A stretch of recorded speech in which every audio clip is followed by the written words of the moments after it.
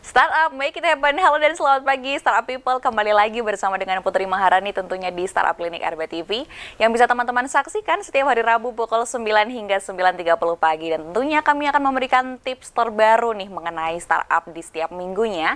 Dan kami juga mengundang teman-teman semua untuk bisa bergabung ya di 0274 4477 666 atau bisa langsung DM di Instagram @rbtv_jogja dan menyaksikan langsung live streaming di YouTube RBTV Jogja. Dan senang sekali pada kesempatan pagi hari ini Putri Maharani bisa berbincang bersama dengan Mas Yanuar Prisantoso selaku Director of UI Creative, membicarakan mengenai the secret to building successful business in the fast-growing digital era. Ya, kita tahu banget bahwa sekarang memang dunia digital itu sudah berkembang sangat pesat seperti itu, dan nanti kita akan membicarakan juga nih mengenai bagaimana sih peluangnya, tapi kita akan sapa Mas Yanuar terlebih dahulu. Halo, selamat pagi Mas Yanuar. Ya, pagi Mbak Putri. Apa kabar Mas? Baik, alhamdulillah. Baik, alhamdulillah. Ini masih WFH kah atau sudah mobile WFO juga kah? Setelah liburan Ya, beberapa ya? masih ada WFA, beberapa sudah WFO juga sih. Oke, yang penting sehat-sehat selalu ya Mas Yanuar ya. Kita mau membicarakan mengenai the secret to building successful business, khususnya di digital era gitu ya. Kalau melihat digital era sekarang juga memang sangat sudah berkembang pesat, semuanya serba digital gitu ya Mas Yanuar ya. Nah, kalau melihat dari bisnisnya sendiri nih, digital era di tahun 2022 ini seperti apa Mas? Ya, kalau bisnis sendiri di 2022 tentunya di digital Mbak, ini sebuah peluang yang cukup besar ya Mbak, karena terkait dengan peralihan kemarin dari pandemi COVID ke era endemi, artinya bisnis sudah diprediksi akan mulai tumbuh lagi secara eksponensial Mbak, terutama di bisnis yang digital sih Mbak. Apalagi kemarin kan sudah ada pelonggaran mulai dengan masker di luar ruangan gitu. Artinya itu berita cukup bagus buat bisnis digital sih Mbak. Ya, itu melihat ya, semoga nanti tidak ada perubahan lagi dan semoga benar-benar menjadi new normal yang kita sudah benar-benar bisa melakukan segala aktivitasnya secara normal seperti dulu sebelum pandemi, seperti itu ya Mas ya. Iya. Oke, melihat dari ini menjadi hal yang bagus juga untuk para pebisnis gitu ya, yang ingin merambah bisnisnya di dunia di era digital seperti itu. Nah, untuk persiapannya juga nih Mas ya, ini apa aja yang harus dipersiapkan sih gitu, yang melihat memang kalau kita nggak mengikuti era digital sekarang juga pastinya kalau misalnya konven terus juga pasti akan tertinggal seperti itu. Ya, tentunya bagi yang beralih dari offline ke online tuh Mbak ya, artinya ke digital, karena di digital era ini pertumbuhannya sangat dinamis dan cepat sekali Mbak. Tentunya yang pertama tentu harus lebih fleksibel ya Mbak, menghadapi situasi-situasi yang berbeda, artinya lebih adaptif dan lebih fleksibel itu sih Mbak. Tentunya terus kemudian juga karena banyak situasi yang terus berbeda, itu harus lebih memahami dengan kondisi yang ada, terus juga lebih ke membangun koneksivitas Mbak di semua ini, lalu juga lebih ke agile atau agility-nya lebih lincah lagi dalam mendelivery produk ke customer itu sih Mbak. Kurang lebih seperti itu sih Mbak. Oke, kalau misalnya bisa kita breakdown nih, katakanlah ada seseorang yang bisa melihat peluang bisnis gitu ya melalui di era digital ini gitu. Nah, ini yang hal-hal mungkin yang istilahnya bisa untuk menjadi secret to building successful-nya ini harus seperti apa nih Mas Yanuar? Ya, untuk kita lihat dari segi marketnya dulu sih Mbak. Jadi di market sejauh apa, sebesar apa kapitalis itu untuk di market, lalu kemudian dari situ adalah bagaimana mendelivery produk kita ke user, atau misalkan membangun lewat sosial media, itu juga cukup penting, atau lewat digital marketing gitu sih Mbak. Jadi sosial media seperti itu sangat kuat banget untuk membangun untuk sebagai awal melalui sosial media gitu sih Mbak. Oke, berarti kan memang hal pertama yang harus kita lakukan adalah mencari riset marketnya dulu. Ini kira-kira produk kita ini cocok nggak sih dengan market yang seperti ini atau dengan market yang seperti apa gitu ya Mas ya. Nah, kemudian tadi juga Mas Yanuar menginformasikan bahwa ada melalui digital marketing itu juga sangat perlu, seperti sosial media, mungkin juga ads dan lain sebagainya gitu ya. Kalau dari Mas Yanuar sendiri ada nggak sih Mas trik-trik istilahnya untuk menggait target kita gitu, agar biasanya kan ada piramida terbalik ya itu ya. Jadi awareness dulu, kemudian nanti ada akhirnya desire, baru habis itu kita beli gitu kan ya. Nah ini trik-trik seperti apa yang bisa Mas Yanuar infokan kepada teman-teman gitu untuk akhirnya kita tuh kalau mau kita punya target, tapi gimana caranya biar target itu akhirnya tahu produk kita ataupun akhirnya juga memakai produk kita gitu. Ya tentunya ada beberapa tahapan sih Pak untuk bisa sampai market memutuskan untuk membeli atau check out di produk kita. Yes. Jadi pertama sih membangun ketertarikan sih, ketertarikan bisa lewat sosial media di TikTok atau IG, tadi membangun story bahwa penulis produknya itu sih Pak. Lalu, nah untuk mendeliverinya ketertarikan tadi bisa melalui organik traffic atau melalui paid traffic selain dari Google Ads maupun Facebook Ads atau yang lainnya. Nah setelah membangun ketarikan tentunya lalu juga terus membangun interaksi, artinya mulailah menyapa dengan ke customer, dan itu nanti kan customer kan semakin tahu produk-produk itu value-nya seperti apa. Nah lalu ketika terus membangun target pembelian tadi sih Mbak, seperti itu sih. Oke, jadi memang perlu adanya interaksi juga, jadi mengetahui kira-kira marketnya tuh sukanya yang seperti apa gitu ya, pengennya ada apa aja seperti itu ya. Jadi memang harus istilah kita tidak hanya memberikan informasi, tapi kita juga ada komunikasi dua arah melalui sosial media itu tadi ya Mas ya. Iya. Oke, nah kemudian Mas untuk ada nggak sih kalau misalnya melihat dari awal-awal gitu ya, kalau orang ngelihatnya bikin bisnis tuh kayak ya udah mudah aja gitu, tapi apa sih mungkin menurut dari pengalaman Mas Yanuar juga gitu ada kendala-kendala yang akhirnya itu tuh bisa dilalui juga gitu? Ya kalau di awal tentu pas awal-awal tentu memang juga ada tantangan tersendiri juga sih Mbak. Artinya kan bagaimana kita memastikan market tuh produk kita sesuai dengan kebutuhan market, terus yang kedua terus di bagian operasional sendiri Mbak. Jadi tentunya ada ketika nanti sudah market sudah bisa mengadopsi produk-produk kita secara tumbuh, tentunya juga perlu kebutuhan tim sih Mbak. Jadi nanti ada juga perekrutan tim yang sesuai dengan job desk-nya, dan juga harus lebih detail lagi ke masing-masing tim supaya di operasional tim lebih efektif lagi seperti itu sih Mbak. Oke, membicarakan nih Mas, ini juga hal yang penting banget yang setelah kita tahu nih ya, tim itu kan juga menjadi salah satu elemen yang sangat penting ketika kita akan membuat sebuah bisnis gitu ya. Mungkin memang awalnya kayak oke, kita bebat alas satu bisa semuanya gitu kan. Tapi lama-lama ini apa nih kira-kira dari tips dari Mas Yanuar juga gitu ketika akan mencari orang nih untuk di-hire gitu ya, orang-orang yang seperti apa, dan untuk istilahnya untuk bagiannya tuh yang paling penting, elemen-elemen yang penting yang harus ada tuh apa dulu gitu Mas?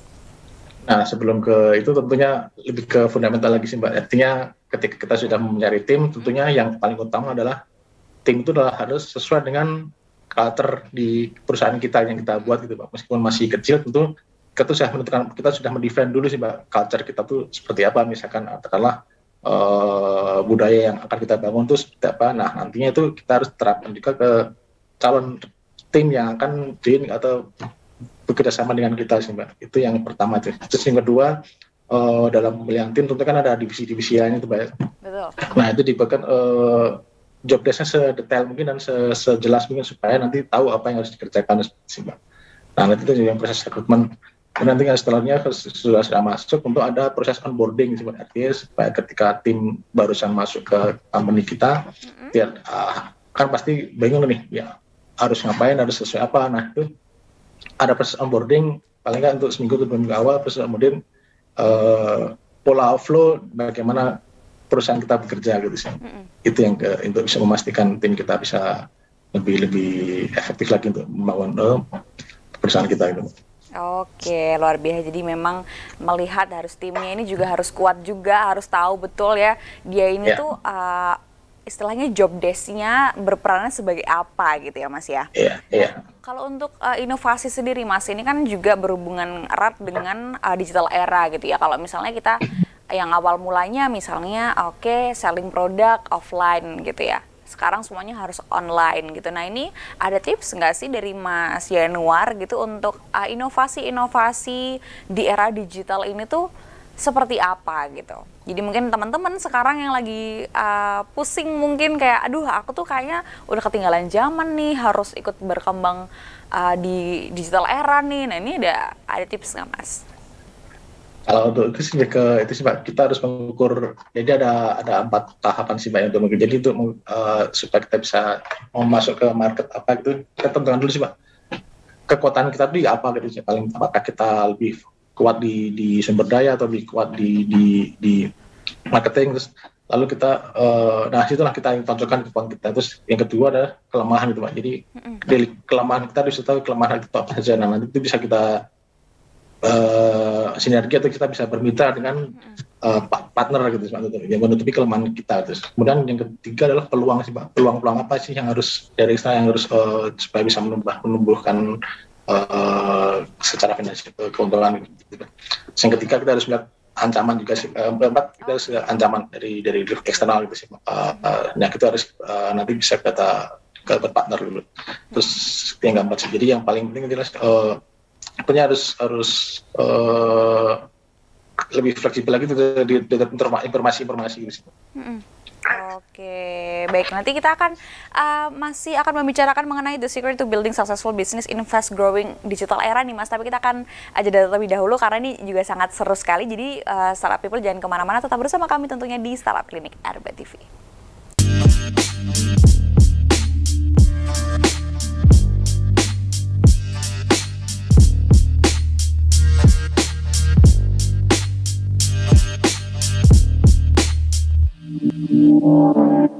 Amicom, a private entrepreneurial model university by UNESCO. International Program 80 International Award. Prodi Prospektif di era ekonomi kreatif. Gold Rem Award dan Grand Prize Sikap. Battle of Surabaya. Universitas Amicom Yogyakarta. Creative Economy Park. Topik yang menarik dan juga kekinian akan dibahas dalam program Obrolan Pagi, mulai dari ekonomi, sosial, politik, kebudayaan, hingga kesehatan. Obrolan Pagi menyapa Anda setiap hari Senin sampai Jumat pukul 10 waktu Indonesia Barat hanya di RBTV Asli Jogja. Sebenarnya banyak lokal brand aktivis tanpa melabeli diri sebagai lokal brand aktivis gitu. Sebenarnya ini orang-orang yang suportif banget sama orang-orang yang sedang merintis mungkin ya, atau memperjuangkan lokal brand. Branding itu paling enak masuk dari value creation. Gimana saya nge-branding diri sendiri itu bisa bisa lewat video, bisa lewat konten, bisa lewat acara-acara seperti ini gitu. Biar nggak tanya-tanya terus mau branding dulu, marketing dulu, atau selling dulu, tonton aja Talkation hanya di RBTV. Talkation, Talking Education for Action.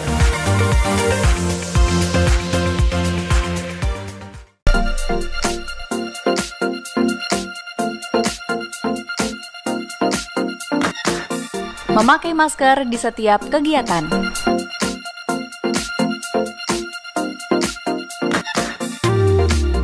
Cuci tangan sebelum dan setelah beraktivitas. Sedia hand sanitizer di setiap aktivitas. Dan selalu jaga jarak.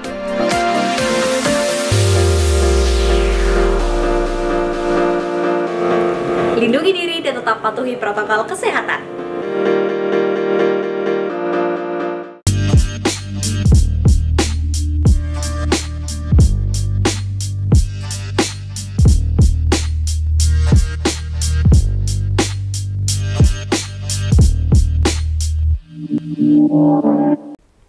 Ya, Startup People masih bersama kami tentunya di Startup Clinic RBTV bersama dengan Mas Yanuar Prisantoso selaku Director of UI Kreatif ya, dan masih membicarakan mengenai the secret to building successful business in the fast growing digital era gitu ya. Tadi juga sudah banyak sekali ada hal-hal yang perlu diperhatikan juga nih seperti kekuatannya sebuah brand gitu kan, kelemahannya, peluang. ancaman ataupun juga threat dan fleksibelnya gitu ya. Nah, Mas Yanuar, ini juga menarik sekali untuk membahas mengenai threat ataupun juga ancaman gitu ya, karena kadang-kadang ketika kita sudah membuat bisnis gitu kan, kita kan memang ATM gitu ya, amati tiru modifikasi gitu ya, tapi kita kadang-kadang nggak melihat bahwa suatu brand lain gitu tuh menjadi ibaratnya kayak kita, oh yang lagi hype nih misalnya skincare dengan ingredients peptide gitu ya, kita pakai juga, ternyata brand lain juga pakai peptide gitu, tapi kita nggak melihat nih bahwa oh iya ternyata tuh brand lain juga pakai peptide. Nah ini bagaimana nih, apakah ini merupakan ancaman juga dan sebagainya? Ini mungkin boleh dijelaskan Mas Yanuar, ini harus seperti apa nih untuk menghadapi ancaman ini gitu? Ya tentunya setiap bisnis punya itu harus memilih kompetitor ya. Kalau tidak ada kompetitor mungkin akan dipertanyakan juga bisnis tersebut. Karena bisnis yang bagus tentu harus ada punya kompetitor, karena supaya kita bisa lebih mendeliver value yang baik untuk customer kita semua. Nah, tentunya untuk mengelola threat tadi atau ancaman, tentunya ya kita harus tahu lebih banyak lagi mengenai apa sih yang dilakukan oleh kompetitor kita gitu. Terus juga ada tren pasar apa yang harus sedang in sekarang, apakah ada bisnis yang terlewat atau enggak gitu. Bisa juga terus behavior dari customer sendiri sih, apakah customer sekarang lebih suka dengan tren yang apa gitu, nanti lebih bisa dinaikkan lagi. Terus juga kelemahan yang bisnis kami, yang bisnis itu yang mau tertentu apa gitu, itu harus diperhatikan seperti itu sih Mbak. Oke, jadi memang harus riset terus gitu ya, maupun itu riset dari marketnya seperti apa. Ibaratnya kayak, oh ini market kayaknya lagi suka makanan yang ini nih, jadi mau nggak mau kita juga harus mengikuti seperti pasar tuh pengennya apa gitu ya Mas ya, gitu. Betul. Oke, nah mungkin juga untuk membicarakan mengenai tadi Mas Yanuar sempat berbicara juga mengenai organic traffic ya, dan juga non organik. Nah ini mau membicarakan mengenai digital marketing juga nih akhirnya gitu ya. Nah ini seperti apa Mas? Apakah perbedaannya, dan ketika suatu brand itu pengen memakai ini enaknya yang mana gitu, atau dua-duanya atau gimana? Iya, tergantung dengan kondisi di bisnis sendiri sih Mbak. Artinya memang dari segi cost secara global, daripada dibandingkan dengan online marketing maupun offline marketing, itu secara budget lebih efektif di digital juga. Meskipun itu tidak gratis juga, gitu, tapi itu lebih efektif daripada dengan offline.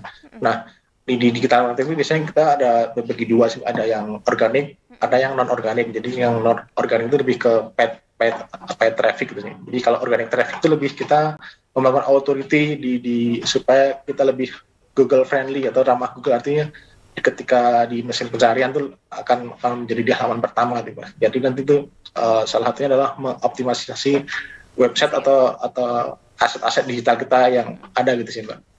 Kemudian yang untuk ini paid traffic ya tentunya kita mulai melakukan marketing campaign melalui Google Ads atau Facebook Ads gitu semua. Nah itu lebih jadi kedua-duanya itu ada kelebihan yang utama masing-masing. Kalau yang pertama tentu kelebihannya lebih low cost tentu, tapi kendalanya lebih lama untuk mencapai delivery ke customer ya. Tapi yang di paid traffic kita lebih cepat lagi untuk bisa menjangkau market secara spesifik, tapi mungkin kelemahannya mungkin lebih costnya lebih tinggi lagi dibanding yang organic traffic gitu sih Mbak.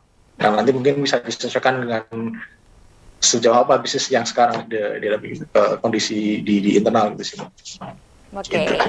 Berarti kalau yang non organik tadi itu kan istilahnya kan menggunakan seperti ads dan lain sebagainya gitu ya Mas ya? Ya.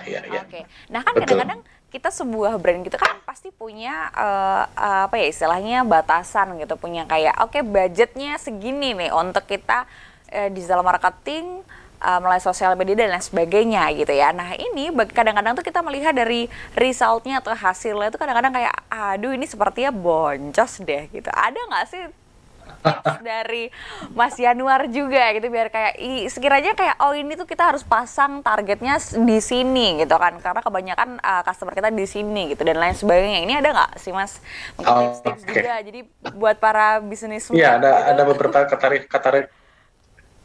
ada beberapa karakteristik produk Mbak yang itu cocoknya lebih ke organik atau cocoknya lebih ke paid. Jadi lebih tentunya lebih kita bicara lebih ke ke ads ya Mbak, ke iklan berbayar gitu Mbak. Jadi kalau misalnya produk-produk seperti fashion, food itu cenderungnya lebih sukses untuk dimarketkan diiklankan melalui Facebook maupun atau Instagram Ads gitu Mbak.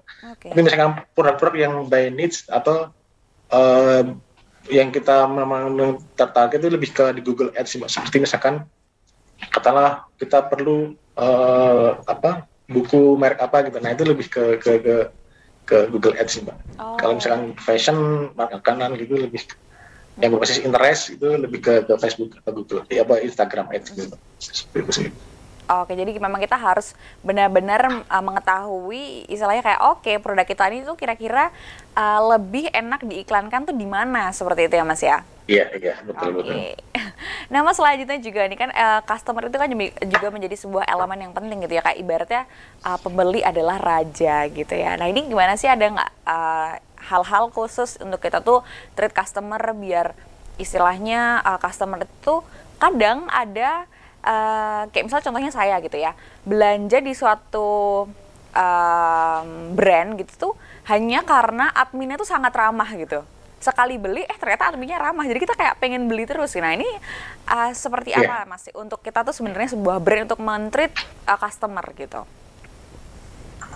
Ya intinya sih lebih ke memberikan pelayanan yang terbaik sih Mbak ya. Artinya bahwa kita harus caranya mau juga lebih ke membangun empati nanti Pak ke calon customer. Artinya dari situlah nanti value kita terhadap user atau terhadap customer akan lebih tinggi dibanding komputer sih Pak.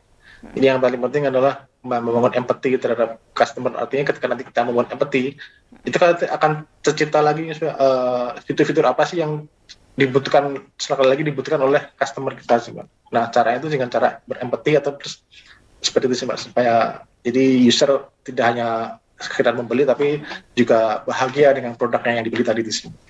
Oke, ini berarti salah satunya juga berhubungan dengan UI juga ya Mas. Kan kalau UI ini kan user interface ya, berarti kan ketika teman-teman melakukan istilahnya experience langsung gitu ya ketika menggunakan website ataupun juga aplikasi gitu ya. Nah ini kalau dari Mas Januar sendiri ini selaku Director of UI Kreatif ini seperti apa Mas untuk akhirnya melakukan pengembangan juga gitu setelah mungkin dari survei kepada customer juga gitu? Ya kita tentunya selain dari survei juga kita buat tren sih Mbak. Jadi tren kalau kami di desain tentunya tren desain yang sekarang lagi hype itu seperti apa? Tentunya juga nanti kalau kami kan basisnya ke corporate sebenarnya. Jadi tren desain untuk corporate itu akan seperti apa yang sedang hype gitu. Terus kita juga melihat juga komputer melakukan offering seperti apa juga ke desain yang basis corporate. Nah dari kita melakukan atau membuat inovasi atau produk yang sesuai dengan corporate trend tadi desain. Seperti itu sih Mbak. Oke, berarti memang kuncinya adalah pada kita meriset trennya dan juga istilahnya ke riset ke brand sebelah gitu ya, ataupun juga melihat dari kompetitor juga gitu ya Mas ya? Iya, riset ke kompetitor juga. Oke.